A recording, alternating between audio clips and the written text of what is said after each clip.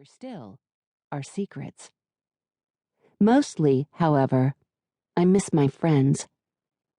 They are the true magic of the group. I see my life as a story, one I share with my book club. And though there are some surprises, there is no resolution.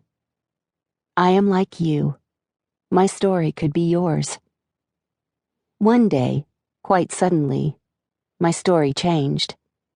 The setting shifted. The characters were rocked.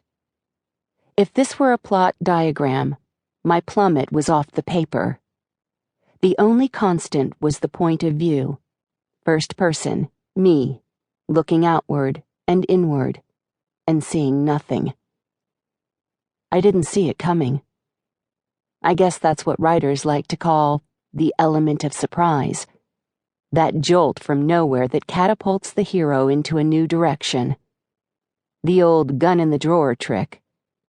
Whether the story is a mystery, a romance, an adventure, a comedy, or a drama, in real life, it's a combination of all of the above.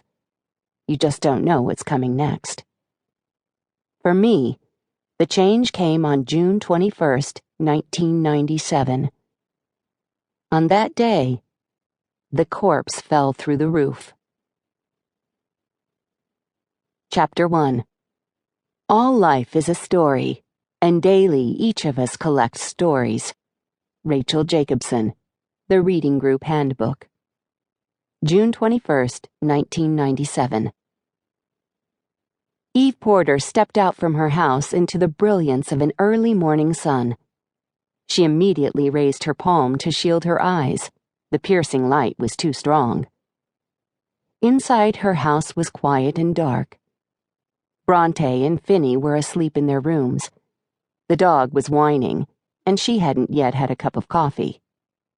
Tom was prowling the rooms with nervous energy, gathering his work and packing last-minute items into his suitcase. Most mornings, Eve liked to linger over her coffee, open the windows to the fresh morning breezes, and relish her few moments of solitude before the family's demands pressed her into action.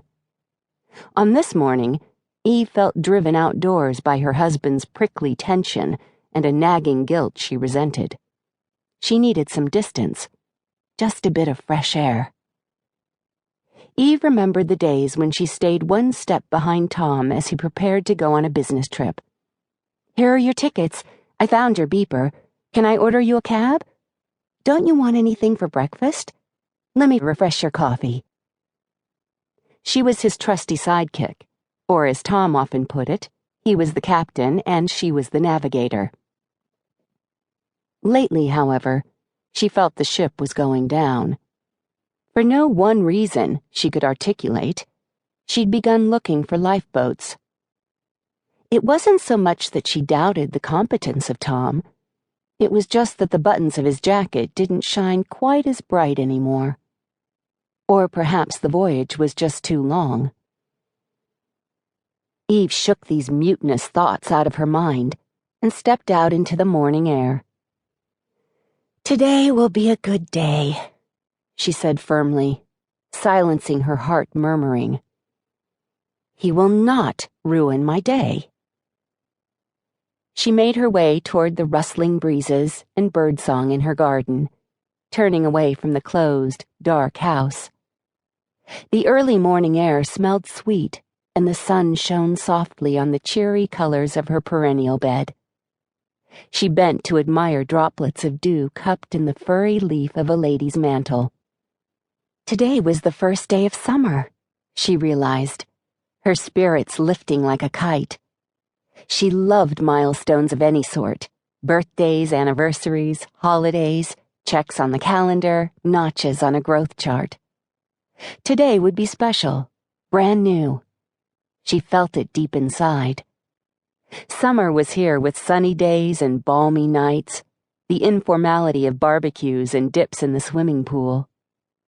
She was so relieved to have the grind of the school year finished.